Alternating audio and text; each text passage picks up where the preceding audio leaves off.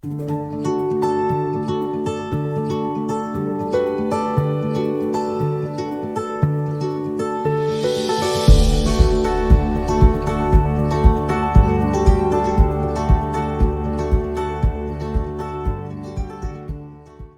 parashá que nos corresponde, parashá Terumá. La palabra Terumá nos traduce contribución o donación. Parashá Terumá es la que nos empieza a hablar de los elementos para construir el tabernáculo. Debido a que había que construir el tabernáculo, se necesitaban recursos económicos y recursos de mano de obra además para poder construir el Mishkan. Mishkan es el nombre del tabernáculo o del templo que se erigía en el desierto y que fue montable y desmontable y que duró bastantes años hasta que pasó a ser reemplazado posteriormente por el templo en Jerusalén. Y esta parashá nos habla al comienzo de algo muy especial, y eso es cada uno de los del pueblo de Israel voluntariamente tuvo que llevar su ofrenda, su donativo, para recaudar los fondos necesarios para la construcción del Mishkan. El primer tema, Hashem instruye a Moshe sobre las contribuciones para la construcción del Mishkan, las especificaciones que da el Señor para construir el Arón, el caporet, el cobertor, los querubines, que están por encima de la tapa del Arón, el shulchan, que es la mesa donde se colocaban los panes. También nos habla esta parashá acerca de la menorá, cómo debería hacerse. Nos empieza a hablar de los componentes del Mishkan, las cortinas, las bases, los postes, las cubiertas en cuero, en telas, las diferentes partes que todas eran removibles del altar, incluido el altar de cobre que quedaba afuera en el patio, templo, el Mishkan, se llamaba Azará. Es el altar de cobre, es el altar donde se quemaban los restos, las partes ofrendadas para el Eterno. La construcción del patio, lo que les hablaba del Mishkan, que se llama Azará. Vamos a tratar por qué Dios ordena la construcción de un santuario para él, y más aún, cómo es que dice, y posaré en él. ¿Acaso el Todopoderoso es un ente material que necesite un lugar físico para habitar? Ya está escrito, el cielo es mi silla, Isaías 66. Igualmente el rey Salomón declaró al comenzar el servicio en el templo, aquí que los cielos de los cielos no te pueden contener. ¿Cuánto menos esta casa que he construido? Reyes Primera 8 al 27. ¿Cómo entonces se puede entender este concepto? Entonces, en el desarrollo de esta parashá, de esta explicación, trataremos de hablar y despejando punto por punto. Versículo 2. Daber el Bene Israel, Baikhu li terumá. La palabra, como vimos antes, terumá,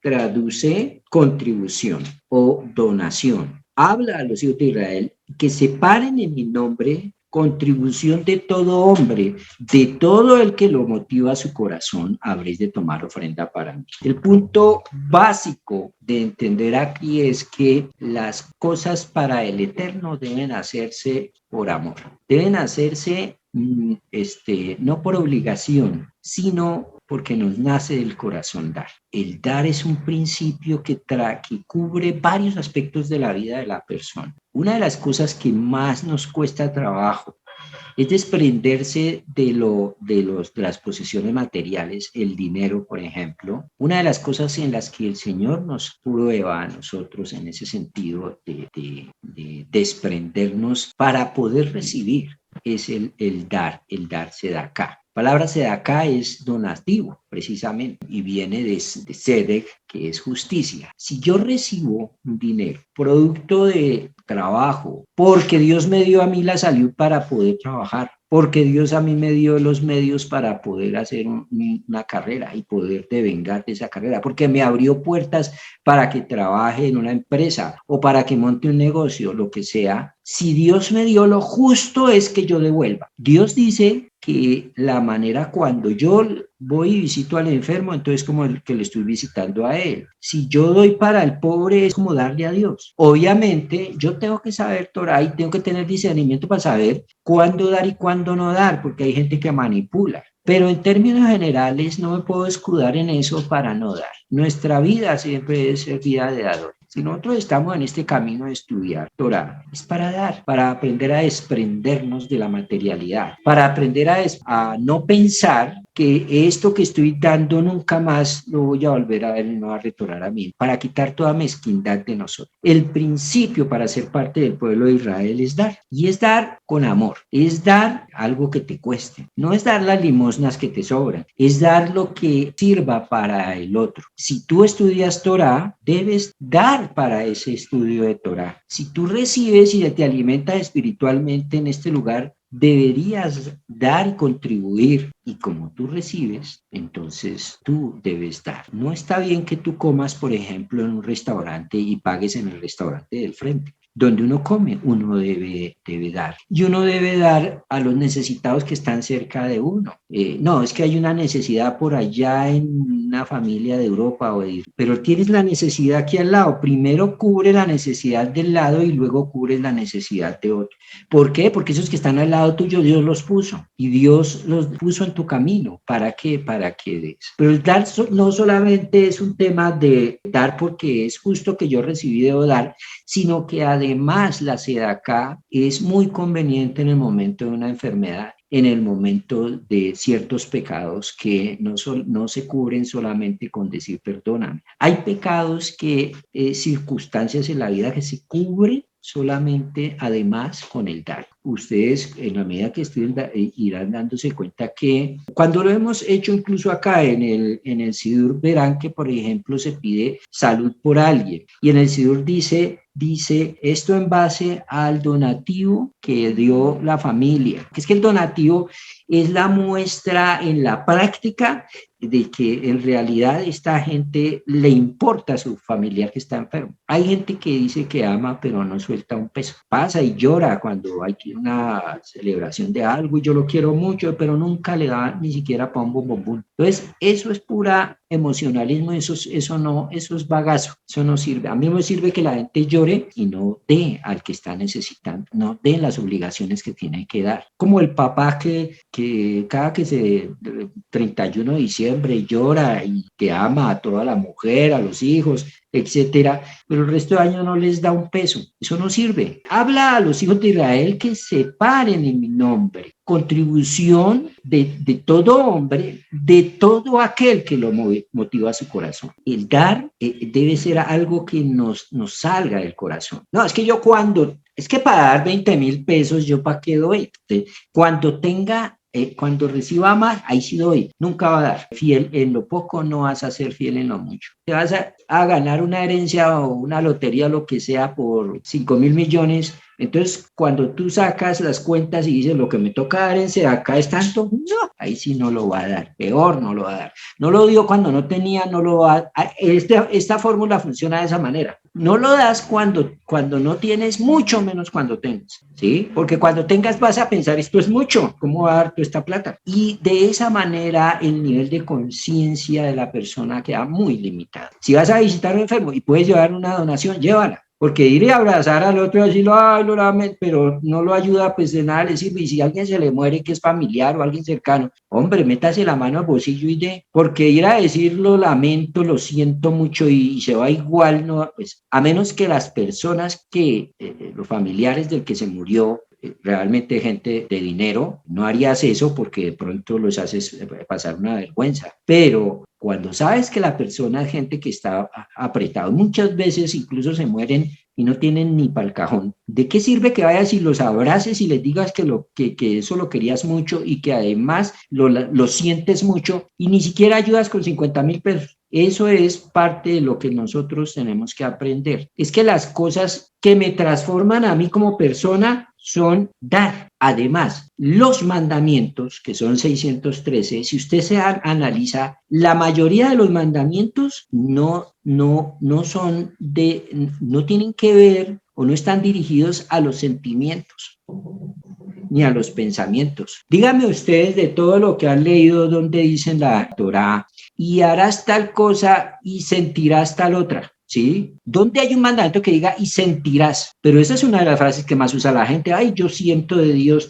¿Dónde dice en la Biblia y debes sentir y sentirás cosas. ¿Dónde? En ninguna parte. En la Torá dices y harás esto y no harás aquello, y harás esto otro y no harás aquello. La gran mayoría de los mandamientos incluso son de hacer y no hacer. Celebre Shabbat, no prenda fuego en Shabbat. Honre a sus padres, no coma esto, si comes aquello no lo puedes mezclar con esto otro, etcétera. Todo es de practicidad en general. Son pocos los mandamientos que no tienen que ver con cosas prácticas de hacer. Entonces hablamos que es algo voluntario. Pero tenemos que ver algo más entrando ya en tema, y es que dice la palabra, Éxodo 25:8, o sea, harán ellos en mi nombre un santuario y yo moraré en ellos. Dice, harán ellos. ¿Quiénes? El pueblo de Israel. En mi nombre, un santuario, yo moraré en ellos. Es decir, que la presencia divina, es decir, la Shejinah, residía en el Mishkan, no por las cosas que fueran de oro del Mishkan, no por los artefactos, utensilios que dan en el Mishkan. La presencia divina dependía de morar en el Mishkan a causa del pueblo de Israel. Y entonces dice, moraré en ellos. Curioso, porque lo que debería decir es moraré en él. ¿En dónde? En el Mishkan, en el tabernáculo. Pero no está hablando de morar en un elemento físico, está hablando de vivir o de estar presente en medio de cada uno. La emanación de la presencia de Dios, no confundan que es que Dios se fue a vivir al Mishkan, porque Dios no tiene cuerpo ni necesita un sitio específico material para residir. ¿De dónde viene la idea de construir un tabernáculo? Tendríamos que devolvernos a Bereshit. En la narración de Génesis, antes de que Adán pecara, la presencia de Dios estaba e inundaba el mundo de Adán. Adán estaba con la Shejinah, la presencia de Dios estaba ahí permanentemente. Pero una vez Adán se aleja de Dios debido al pecado, la Shejinah no puede estar en presencia del pecado. Por lo tanto, se aparta de ese mundo en el que está Adán, y ese mundo es degradado junto con Adán, convirtiéndose en lo que conocemos hoy en día. Un mundo donde hay envidia, donde hay odio, donde hay una cantidad de cosas, la Shejinah no puede estar ahí presente. Dios busca entre todos los pueblos del mundo un pueblo que haga su voluntad. El único pueblo que hace su voluntad es el pueblo de Israel, que acepta la Torah y dice, nace benishma, es decir, haremos y estudiaremos lo que tú nos mandes, Señor. Pero la base es, haremos, vamos a hacer lo que tú digas. Así yo no entienda hebreo, haré, después lo estudio y lo voy entendiendo que otras cosas mucho más profundas sobre el mandamiento y sobre lo que me quieres decir en la Torá. Pero la base es, ese pueblo dijo, yo voy a hacer, no importa lo que tú me pidas, yo te haré caso. Y entonces sucede que en el Mishkan se reúnen unas condiciones, porque es que ya que ese pueblo va a aceptar al Señor, ya que hay las condiciones, entonces Dios quiere crear un espacio, digamos, metafísico en el que su presencia permanentemente pueda habitar.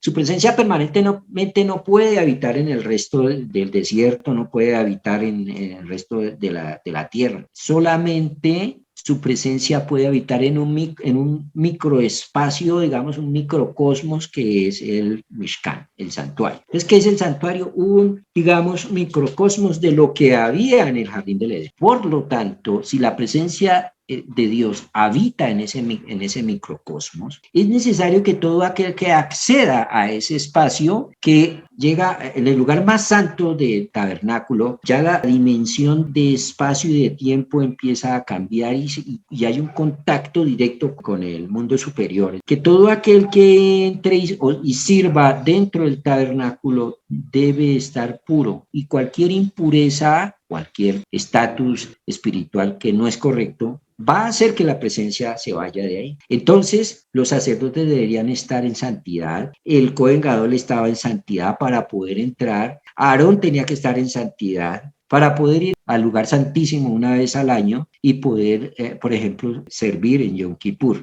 ¿Qué sucede? Que con el paso del tiempo, no solamente el pueblo, sino que sus sacerdotes, incluso el Cohen Gadol, pues terminan corrompiéndose, etcétera, y la Shejinah, la presencia, se va del templo. Digo que ya los que estaban sirviendo ahí, sobre todo los que dirigían, era una clase corrupta que no debería estar en ese lugar. Pero la siguiente pregunta que nos tendríamos que hacer es, bueno, si la Torá mide todas las palabras que dice, toda palabra que está en la Torá está medida, no hay palabras por adorno, no hay nada que sobre. Entonces, ¿por qué le dedica toda una parashá? Mire, y construirás esto así, lo harás así, las cortinas. ¿Cuántos pasajes le dedica a hablar sobre las cortinas, las cubiertas, el arca, etcétera? Todo eso que desapareció. Entonces, ¿qué quiere decir? Que esto que estamos leyendo, ¿para qué? Si finalmente ya desapareció, no está. Y si no está, ¿para qué tanto darle corriente a una cantidad de detalles de la construcción de eso? Lo que debemos entender es que aquí hay una gran enseñanza detrás de ello. 25 nos dice, conforme a todo lo que yo te hago ver a ti, la forma del tabernáculo y la forma de todos sus enseres, y así habréis de hacer. ¿Qué es así habréis de hacer? Según los enseñan los rabinos, así harás por todas las generaciones. No dice así harán, sino así harás por todas las generaciones. Es decir, está hablando de un hacer en futuro también. Entonces, ¿qué debo hacer yo? Porque dice que hay que hacerlo en todas las generaciones. Si en todas las generaciones hay que construir un tabernáculo, ¿cuál es el tabernáculo que me corresponde construir a mí? Si eso fuera así, ¿por qué entonces no hay un templo ya construido? ¿Por qué Dios no ha dado las condiciones para que se construya uno en Israel? ¿A qué se está refiriendo esto? Dice Jeremías 31:33. Porque este es mi pacto que haré con la casa de Israel. Después de aquellos días, declara el Señor. Pondré mi ley dentro de ellos y sobre sus corazones las escribiré. Pondré mi Torá dentro de las personas, ¿cuáles? Los hijos de Israel, los hijos del Señor, y sobre sus corazones las escribiré. Y yo seré su Elohim y ellos serán mi pueblo. Aquí hay un elemento importantísimo en esta enseñanza y es el corazón de las personas. El corazón de las personas es el que marca la conducta. Mire, uno no hace lo que no tiene en el corazón y uno hace lo que tiene en el corazón. Es decir, si alguien es vulgar es porque eso lo tiene en el corazón. Si alguien es morboso es porque eso lo tiene en el corazón. Si alguien da es porque eso lo tiene en el corazón. Si alguien no da es porque la tacañería la tiene dentro del corazón. Hay que entender que el corazón es una parte fundamental dentro de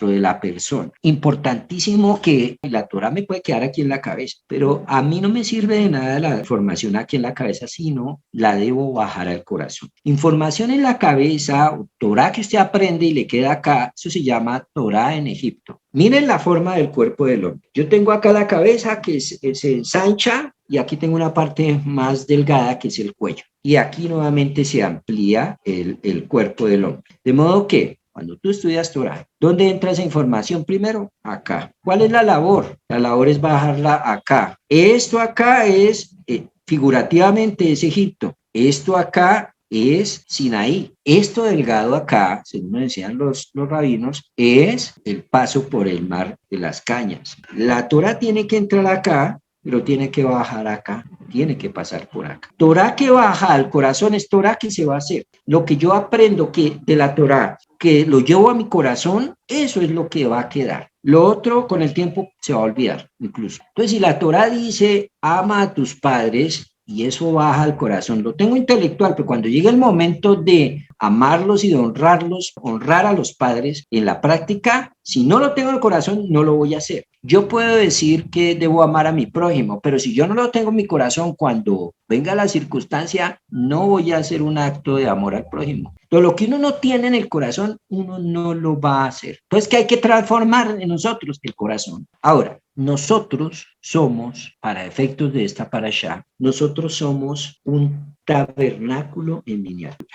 En realidad se está refiriendo a eso. Yo habitaré en ellos, para lo cual debe estar transformado nuestro corazón. Cuando la Shejinah encuentra un lugar cómodo para morar, la presencia divina desea habitar el corazón de cada uno de nosotros. La conexión entre el hombre y Dios no es reemplazada por edificaciones o por objetos, sin importar cuán santos sean los objetos. El mensaje real es el nivel de disposición que tenemos cada uno de nosotros para que la presencia de Dios habite en cada uno de nosotros. La obligación de construir el santuario de Dios por todas las generaciones puede cumplirse en cualquier momento y lugar, y cada uno de nosotros puede transformarse a sí mismo en una cómoda morada para la Shejinah Y la pregunta entonces que sigue es, ¿y cómo se logra esto? La destrucción del templo físico siempre es precedida necesariamente por la partida de la Shejinah. Acuérdense de eso. Esto significa que la muerte solo puede ocurrir cuando el alma de la persona se separa del Ruach. Pongan cuidado en esto. La muerte sucede cuando el alma, la parte superior del alma, es decir, la Neshama, se separa del Ruach, que es la parte emocional de cada hombre. Para corregir este problema no se puede recurrir a medidas heroicas, como por ejemplo ayunos largos, ¿no? Se meterse en ayunos larguísimos para ver si la Neshama se junta con la parte de Ruach en la vida de cada uno de nosotros, ni con intensa meditación, estrategias que hace la gente para ver si puede conectar Dios con ellos realmente. Todo lo que uno necesita realmente es pureza de corazón. Y entonces la Shejinah irá automáticamente, independientemente del pasado de la persona, irá a residir en cualquier persona observante de Torah o que tenga un corazón dispuesto a la Torah, que mantenga su corazón puro. Este es el requisito y eso es lo que debemos buscar. Pero bueno, ¿y cómo sucede esto? El Zohar compara a cada judío con el templo, o cada Israel, cada hijo de Dios con el templo. Es decir, tal como el centro del templo es el Santo Santorum.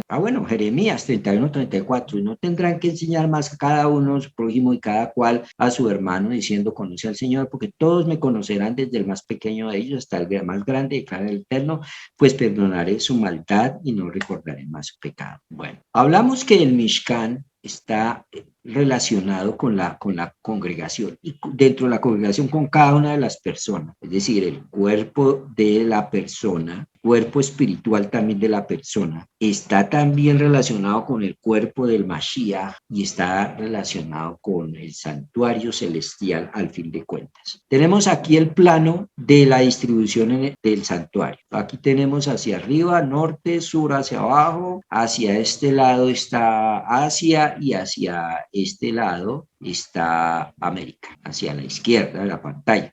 Y aquí tenemos el tabernáculo. Tabernáculo tiene, por supuesto, aquí está el patio afuera, el patio del tabernáculo. Este es el altar de donde se hacían los sacrificios y está la rampa por donde subían los sacerdotes. Y aquí está el kior, la fuente donde se hacían los lavamientos de pies y de manos. Esta es el altar del incienso. Esto representa el mundo vegetal. Esta es la mesa de los panes que representa el sustento económico de las personas. Esta es la luz de la menorá que representa la luz, representa el estudio de la Torah, etc. Esta es el arca. El arca es el punto central y más importante del templo. El arca representa, si aquí tuviéramos un hombre acostado, este sería el corazón del hombre. El corazón del hombre es la parte, el lugar de la lucha, como hablamos, que tenemos que ganar, que tenemos que conquistar realmente. Entonces, el corazón está representado en el arca.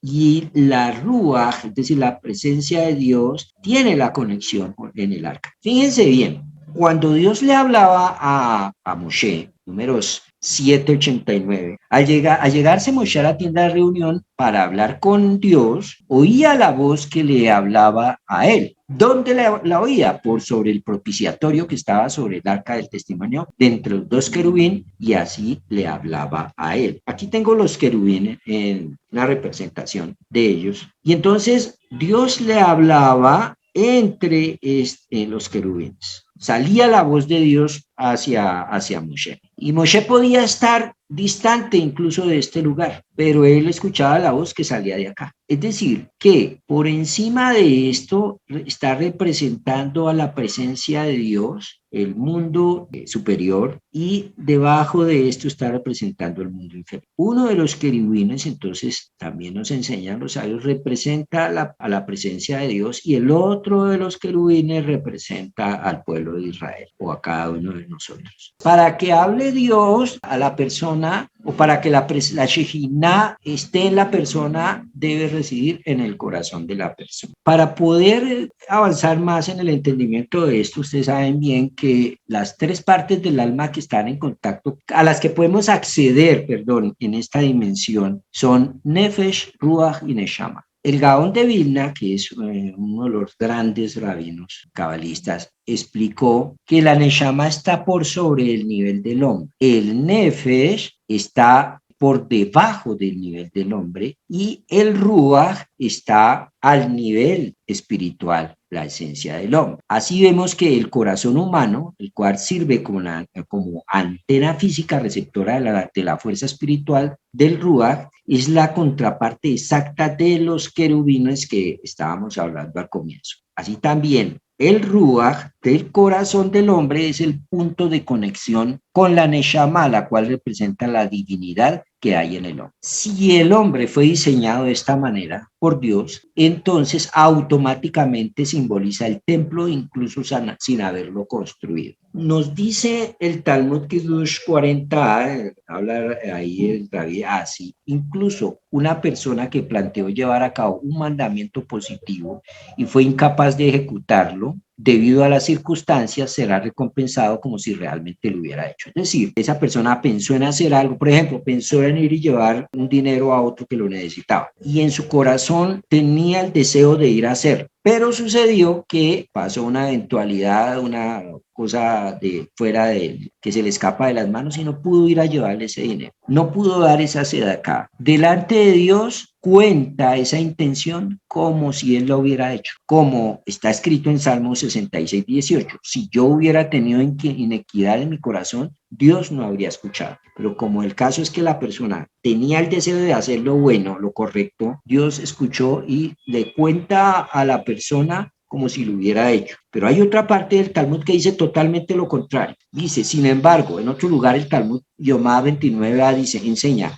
que los pensamientos sobre las malas acciones son peores que las acciones mismas. Entonces, por un lado dice, tiene pensamientos de hacer las cosas bien y no los pudo hacer, pero le son contados como si lo hubiera hecho. Y entonces es gratificado o Dios le paga como si él hubiera hecho las cosas bien. Pero por otro lado dice que hay gente que también tiene pensamientos sobre malas acciones y que eso es peor que las acciones mismas. Entonces, al fin de cuentas, el pensamiento de la persona, la intención de la persona, ¿vale o no vale? Vamos a mirar a qué se refiere eso. Los mandamientos son 613 y la mayoría de esos mandamientos, la gran mayoría de los mandamientos tienen que ver con las acciones. No son mandamientos exactamente que hablen sobre emociones o sobre pensamientos. Tampoco dice en la palabra pensarás en darse acá. No se trata de pensar en dar la sedaca, sino en darla. Entonces, la mayoría de los mandamientos se miden en cosas prácticas que uno hace o deja de hacer. Los pensamientos y las emociones es la parte de la unión con Dios, como ya vimos. Las emociones, corazón, pensamientos, intelecto. Por el lado del pensamiento, si estamos bien enfocados, está la neshama de la persona, y las emociones, si están bien conectadas con pensamientos correctos, eso va a hacer que las acciones sean acciones, la práctica, correctas también. Entonces, veamos. Esta es el alma de la persona y las conexiones que tienen con el cuerpo. Nefesh es la parte del que está conectada con la sangre de la persona, es la parte de la vital que hace que funcione el cuerpo y está conectada con el hígado de la persona. Y es la parte que si es la que predomina, traduce los mensajes del Nefesh en deseos y en motivaciones. Tiene que tener deseos para, por ejemplo, de vivir, para que esto funcione, etcétera. Esa parte está conectada acá. Ruach, que es la parte del corazón de la persona, o está conectada con el corazón de la persona, y tiene que ver con el habla, es la parte que nos habla del corazón, recolecta las señales de la Ruach y las traduce en carácter, emociones y habla. Aquí es donde están las emociones, los sentimientos, y el desarrollo del carácter de la persona. La Neshama, que tiene como la vasija de la Neshama es el cerebro, captura y traduce los mensajes de la Neshama al hombre, al cuerpo del hombre, por medio de conceptos y de ideas. La Neshama representa la espiritualidad, porque acordémonos que la chispa divina en cada una de las personas, lo que hace que tengamos hálito de vida espiritual, es la Neshama. Nefesh tienen todos, los animales, las plantas, etcétera. Ruach tienen los animales también, es decir, también tienen sentimientos, etcétera, excepto el habla, pero Neshama es lo que solamente tenemos nosotros junto con el habla. Esta parte tiene que ver con la espiritualidad, con el deseo. El alma siempre va a desear tender hacia Dios. Todo deseo bueno, todo lo que es santo, todo lo que es correcto, viene y se desprende de la Neshama. Como la Neshama tiene a veces momentos de contactos con el cerebro de la persona y le llega información a la persona por medio de conceptos e ideas.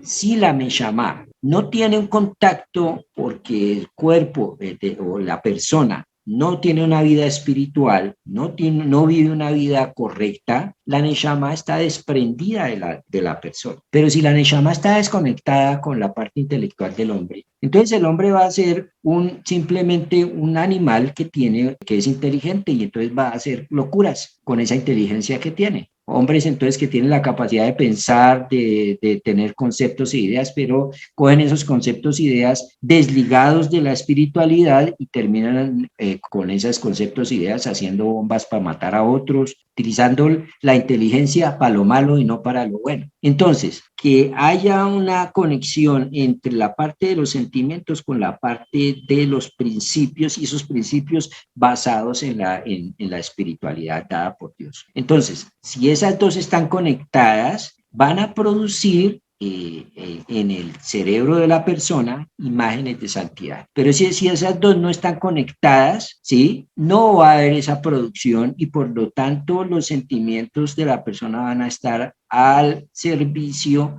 de unos pensamientos que están alejados de Dios. Una persona que tiene nefesh y su ruach desconectados de la neshama, es una persona que va a pensar solamente en vestir bien, comer bien, ayudar a otros, pero para darle gusto a sus sentimientos, ¿sí? Se enamora o tiene enamoramientos, etcétera, y va a querer darle gusto a su parte de nefesh, es decir, a tener sexo, etcétera, y va a tener pensamientos, todo esto va a tener, pero desconectado de la espiritualidad. Y esto es una bomba de tiempo que va a explotar. ¿Cuál es la idea? La idea es que tanto su parte del hacer como su parte del sentir estén conectados con su parte divina, que es la neshama. ¿Y cómo se logra esto?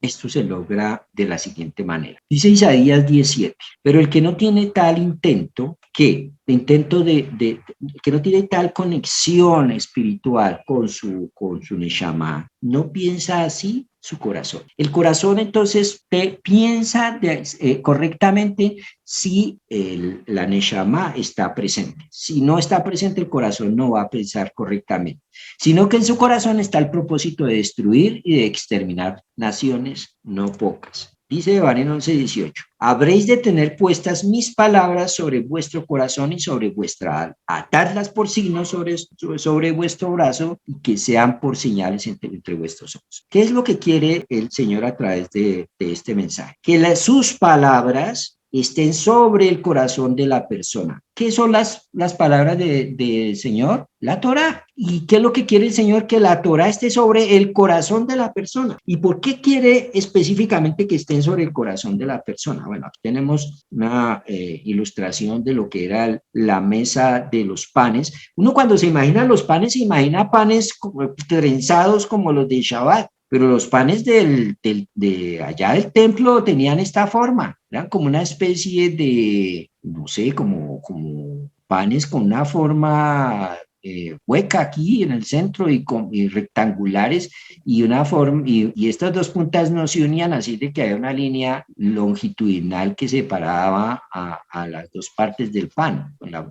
Esa era, y estos panes aquí, como se nos narra, ellos estaban bien ventilados por todo lado acá y sin embargo cuando los iban a recoger a los 8 días todavía estaban absolutamente frescos y tibios. De la misma forma, dice el Talmud Kiddush 30b, Dios le dijo a Israel, mi hijo, he creado la inclinación al mal en ti, pero he dado la Torá como un efecto antídoto. Es decir, Dios dice en el versículo anterior, yo quiero que mis palabras estén en su corazón. El corazón tiene problemas. ¿Cómo yo transformo al corazón, que es el campo de batalla que hay que ganar. Lo transformo con el antídoto. ¿El antídoto cuál es? La Torá. Si te ocupas de ella, entonces nunca caerás en manos de la inclinación al mal. Como está escrito, si te mejoras, serás elevado. Bereshit 4:7. Pero si no te ocupas de las palabras de la Torá, entonces de seguro caerás en manos de la inclinación al mal. Como está escrito, el pecado espera a la puerta. Tengo la menorá acá. Esta sí es real, es una foto real de la menorá que está preparada para ser puesta en el templo cuando se construye. Entonces, nuevamente repaso. Si Cerebro, una persona corazón. no tiene una vida conectada con Dios, sino que vive una vida en el mundo, ¿sí? Sus pensamientos, sus sentimientos y sus acciones van a obedecer a sus deseos carnales, ¿sí? Y él va a hacer lo que él tiene en el corazón, y si tiene en el corazón malos pensamientos, va a tener malas acciones debido a esos malos pensamientos. Esos pensamientos malos bajan acá y transforman su corazón, que era inocente cuando era niño, y va a terminar robando, o va a terminar fornicando, o va a terminar haciendo lo que le conviene, lo que quiere su carnalidad. Ahora, si la chispa divina, es decir, si la parte conectora entre Dios y el hombre, que es la Neshama, revive en la persona, entonces cuando aceptamos al Señor y nos sometemos a su reino, baja esa parte de la Neshama y empieza a actuar en nuestra vida. La Neshama, por lo tanto, si está cerca al hombre, va a transmitir ideas, conceptos correctos al hombre y le va a transformar su mente. La labor que él tiene es bajar esa información a su corazón para luego proceder correctamente. Pero ¿cómo hago yo para hacer que mi corazón se transforme? A veces uno dice, sí, yo sé que tengo que hacer esto, yo sé que tengo que hacer lo correcto, pero a la hora del té me cuesta trabajo. Es lo que decía Pablo, ¿quién me librará de este cuerpo de muerte? Que lo que quiero hacer, eso no hago, y lo que sí, quiero hacer el bien, pero llega el momento y ahí sí no lo hago. Quiero ayudar a otros, pero cuando llega el momento no les doy. Quiero orar, pero no me dan ganas. Todo eso sucede porque acá el corazón no está conectado con la parte de Neshama. Entonces, el plan del Señor es que Él quiere recibir con su presencia divina en el lugar santísimo de la persona, que es el corazón, y va a transformar sus acciones, por supuesto. Si en mi corazón tengo lo bueno, yo voy a hacer lo bueno. El problema es que hasta por muchos años de mi vida tuve lo que me parecía a mí, lo que en mi corazón, y el resultado muchas veces son desastres. ¿Cómo hago yo para cambiar esto? Yo ya sé que tengo que hacer lo bueno, pero a veces no lo hago. Por eso es que los mandamientos son dados en cosas de hacer. No se te dice, piensa en el amor, piensa en el ayudar a los otros. Pues, bueno, pues hay que pensarlo, pero ¿cómo hago yo para hacerlo en la práctica?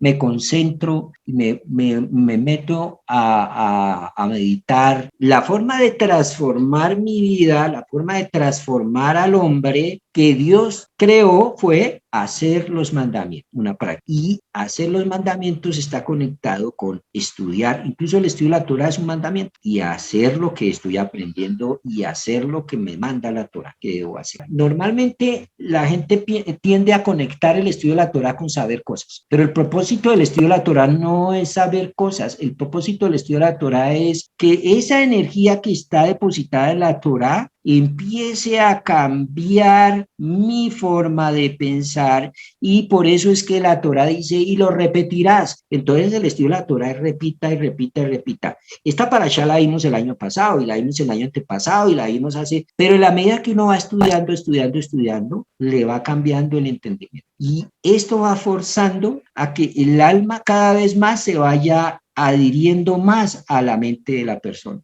Si yo en el día solo tengo pensamientos sucios, es porque hay una separación entre la neshama y mi forma y mi mente. Pero si yo tengo pensamientos correctos, es porque la neshama se ha ido acercando a mi mente. Ojo nuevamente, lo que yo vivo pensando, eso es lo que voy a bajar el corazón, y eso es lo que voy a terminar haciendo. Si una persona vive pensando en el dinero del otro y piensa en el dinero del otro, tarde que temprano va a terminar haciéndolo, lo va a permitir alojar en su corazón y luego lo va a hacer. Ese es el proceso cuando Adán y Eva pecaron. Cuando Adán y Eva pecaron, ¿qué fue lo primero que sucedió? Y dice, y entonces vio Eva que tal cosa y luego lo pensó y lo cogió y lo comió, que el fruto prohibido. Entonces, ese proceso es, yo pienso cosas incorrectas y dejo que esas cosas bajen a mi corazón y cuando están en mi corazón sacarlas de ahí es muy difícil. ¿Qué voy a terminar haciendo? Lo que tengo ahí dentro del corazón. El personaje que mató a la mamá y el hermano tuvo pensamientos de hacer eso durante mucho tiempo hasta que lo aceptó en su corazón. Una vez que lo aceptan en su corazón, el hacerlo es el paso inmediato. El estudio de la Torá lo que va a hacer es que me va a ir haciendo un lavado mental en el que me va a sacar todo lo que no conviene y me va a inyectar de pensamientos correctos. Cuando una persona se empieza a inundar de pensamientos correctos, el hecho de repetir y repetir y repetir eso va a ir transformando el corazón de la persona y poco a poco va a ir actuando correctamente. Eso es un proceso en el que hay que tener persistencia. El estudio de la Torá, por lo tanto, es un proceso de persistencia. El estudio de la Torá no puedes esperar respuestas automáticas y facilistas en esto. Le invertimos muchos años en hacer lo malo, tenemos que invertirle mucho en hacer el bien. De hecho, aprender lo que es correcto es un proceso de cambio cerebral que puede durar bastante y ese proceso, la persona que realmente quiere, tarde que temprano terminará cambiando sus actos y su forma de proceder. Y fuimos dejando poco a poco la forma de hablar, como hablábamos antes, y fuimos poco a poco dejando de pensar. Claro, llegarán pensamientos todavía sucios, pero cuando usted insiste en llenar su mente de Torah, está llenando su mente de sabiduría, está llenando su mente de pensamientos positivos, está llenando su mente de pensamientos de santidad. Entonces usted va a terminar alojando esa información correcta en su corazón de tanto darle y repetir. Por eso dice, no se cansa de decir, y eso es la frase que repetimos todos los días, en la mañana y en la noche, el Shema, donde el Beatá luego me dice, y estas palabras que te ordeno se las repetirás a tus hijos cuando estés sentado en tu casa, cuando andes por el camino al acostarte y al levantarte, etcétera. Es una repetición de la repetición de la repetición. Es un trabajo en el que usted vas poco a poco concientizándote y bajando esa información al corazón y ya de en adelante el hacer las cosas correctas no te va a costar tanto trabajo. Para ello es que damos tanto Torah. Tengan sus libros de Torah, tengan mínimo su Torah, estudien Torah, léanse la Parashá. No puede ser que llegues tú y estés toda pensando como pensabas antes, que ibas, te sentabas y esperabas a que te dijeran qué hay que hacer. Tienes que leer, tienes que esforzarte. Mire, el que puede cambiar su corazón es usted, no otro.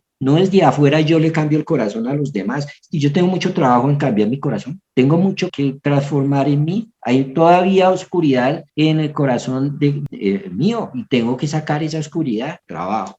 Estudio de Torah.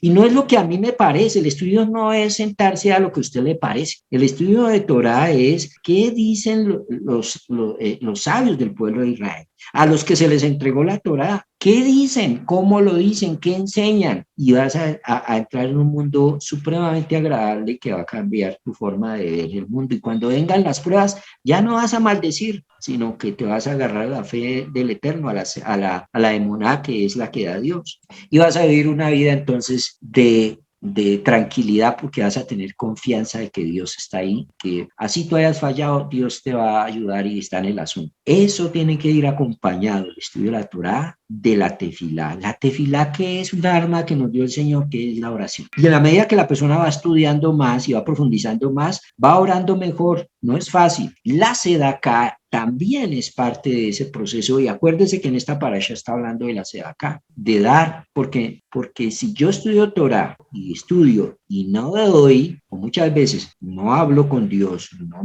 no me conecto con Él, entonces ese estudio hay un trancón y ese trancón está aquí en la cabeza. ¿Por qué? Porque seguramente no hay la conexión correcta entre pensamiento y corazón. Bien, preguntas.